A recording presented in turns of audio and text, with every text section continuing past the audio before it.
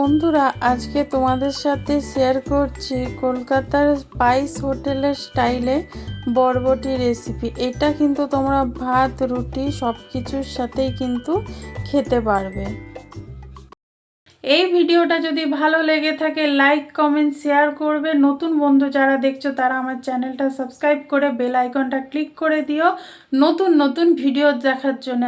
আর যারা ফেসবুক থেকে দেখছো তারা আমার পেজটা ফলো করে দিও। এখানে দেখো বরবটি আর আলু কেটে নিয়েছি। বরবটি আলু কেটে পরিষ্কার করে ধুয়ে নিয়েছি। এখানে কড়াতে সর্ষের তেল দিয়েছি। তেলটা গরম করে নিলে তারপরে আলু বরবটি দিয়ে ভেজে নেব। বন্ধুরা, এখানটায় না ছবিটা একটু অস্পষ্ট লাগছে কারণ কারেন্ট ছিল না, তো সেই জন্য এখানটা একটু হালকা লাইট পড়েছে, তোমরা দেখতেই পাচ্ছ। বরবটি আর আলুটা দিয়ে নুন হলুদ দিয়ে আমি একটু ভেজে নেব। দেখো, প্রথমে বরবটিগুলো দিয়ে দিলাম, তারপরে আলুগুলো দিয়ে দিচ্ছি। দিয়ে এগুলো একটু লাল লাল করে প্রথমে ভেজে নিতে হবে। ভাজাটা যত সুন্দর হবে সবজিটা তত খেতে ভালো লাগবে। দেখো, প্রথমে একটু তেল দিয়ে আমি কিন্তু এটা নেড়ে নিচ্ছি, তারপরে নুন হলুদ দিয়ে এটা ভালো করে আমি ভেজে নেব লাল লাল করে। তারপর দিয়ে দিচ্ছি এখানে অল্প করে নুন, তারপরে দিয়ে দিচ্ছি এখানে হলুদ গুঁড়ো,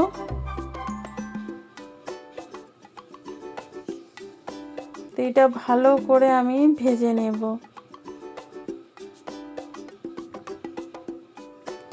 এটা একটু সময় দিয়ে ভাজতে হবে, আর বেশি তেল এখন ব্যবহার করবে না, যেহেতু আলু বরবটি ভাজছি। এটা কম তেলেই ভেজে নিতে হবে। দেখো, এখানে আলু বরবটিটা ভাজা হয়ে গেছে, দেখতেই পাচ্ছ কত সুন্দর হয়েছে। ভাজাগুলো একদম লাল লাল হয়ে গেছে, দেখতেই পাচ্ছ। এবার আমি আলু বরবটিটা নামিয়ে নেব। দেখো, তোমাদেরকে আমি তুলে দেখিয়ে দিচ্ছি, যেহেতু লাইটটা কম আছে সেজন্য দেখাচ্ছি যে এই যে ভাজাটা খুব সুন্দরভাবে হয়ে গেছে। এখানে দেখো একটা মশলা বানিয়ে নিচ্ছি। একটা বাটি নিয়েছি, বাটির মধ্যে দিয়ে দিচ্ছি 1 চামচ আদা বাটা। দেখো, এখানে দিয়ে দিচ্ছি আদা বাটা, তারপরে দিয়ে দিচ্ছি একটা টমেটো গ্রেট করে নিয়েছি, একটা টমেটো দিয়ে দিলাম। তারপরে এখানে কিছু গুঁড়ো মশলা দিয়ে দেবো, হলুদ গুঁড়ো, জিরে গুঁড়ো, লঙ্কার গুঁড়ো সব পরিমাণ মতো এখানে আমি দিয়ে দেবো। দেখো, হলুদ গুঁড়ো দিয়ে দিলাম, যেহেতু আগে হলুদ গুঁড়ো দেওয়া আছে সেই জন্য একটু পরিমাণটা দেখে নেবে। এবার 1 চামচ দিয়ে দিচ্ছি আমি এখানে জিরে গুঁড়ো, তারপরে দিয়ে দেবো লঙ্কার গুঁড়ো। ঝালটা তোমরা তোমাদের পছন্দ মতো দেবে। এখানে আমি 1/2 চামচ লঙ্কার গুঁড়ো ব্যবহার করেছি। 1/2 চামচ লঙ্কার গুঁড়ো ব্যবহার করেছি। এবার অল্প করে জল দিয়ে এটার একটা ঘন পেস্ট বানিয়ে নেব। অল্প করে জল দিয়ে এর একটা ঘন পেস্ট আমি বানিয়ে নিচ্ছি।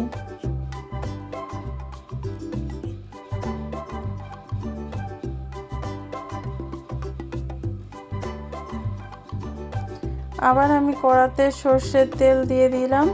দিয়ে দেখো, এখানে আমি কিছু বড়ি ভেজে নেব। এখন কিন্তু তেলের পরিমাণটা একটু বেশি করে দিয়েছি। দেখো, এখানে আমি বড়িটা ভেজে নিচ্ছি। বিউলির ডালের বড়ি আমি কতগুলো এখানে ব্যবহার করেছি। বিউলির ডালের বড়িটা একটু লাল লাল করে আমি ভেজে নামিয়ে নেব।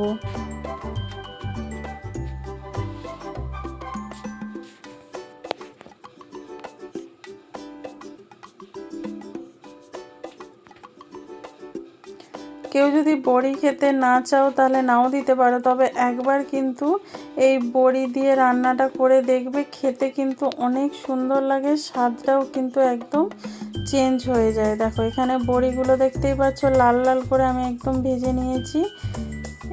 এরকমভাবে ভেজে নামিয়ে নিতে হবে। এবার যেই তেলটা আছে তার মধ্যে দিয়ে দেবো একটুখানি গোটা জিরে, ফোড়নের জন্য দিয়ে দিচ্ছি। দেখো, 1/2 চামচ গোটা জিরে, তারপরে দিচ্ছি শুকনো লঙ্কা।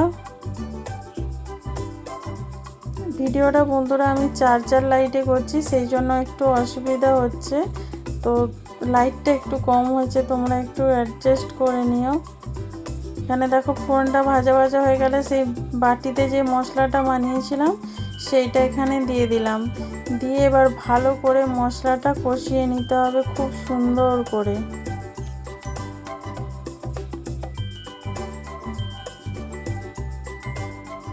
দেখো খুব সুন্দর করে মশলাটা এখানে কষিয়ে নিচ্ছি, দেখতেই পাচ্ছ।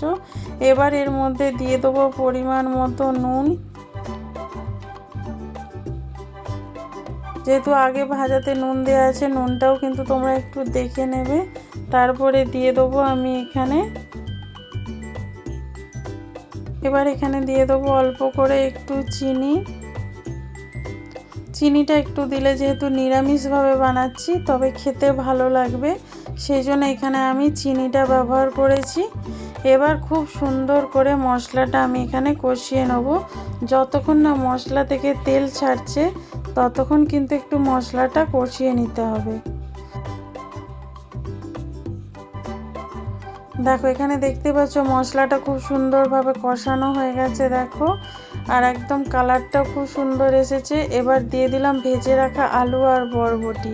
আলু আর বরবটিটা দিয়ে দেখো মশলাটা খুব সুন্দর করে একদম কষিয়ে নিচ্ছি, যাতে মশলার সাথে আলু বরবটিটা ভালো করে কষানো হয়ে গেলে তাহলে আলু আর বরবটির স্বাদটা কিন্তু খুব সুন্দর হবে। আর তোমরা যদি নিরামিষ ছাড়া বানাও তাহলে কিন্তু পেঁয়াজ দিতে পারো। এই মশলাটা দেওয়ার আগে ফোড়নে একটা পেঁয়াজ দিয়ে ভেজে তারপরে মশলাটা কিন্তু ব্যবহার করতে পারো।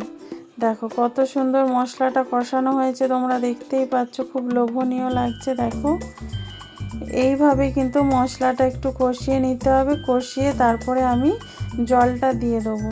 রান্নাটা খুব তাড়াতাড়ি হয়ে যায়, খুব অল্প সময়ে হয়ে যায়।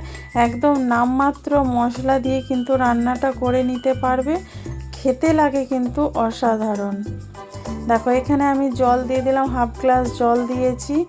জলটা দিয়ে দেখো একটু ভালো করে মিশিয়ে নিচ্ছি।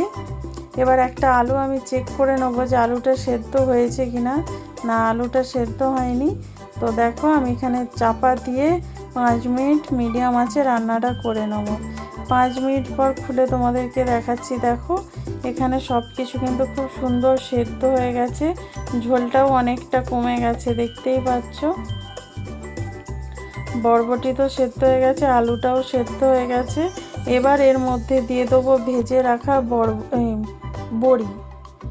তারপর ভেজে রাখা বড়িটা দিয়ে দিলাম।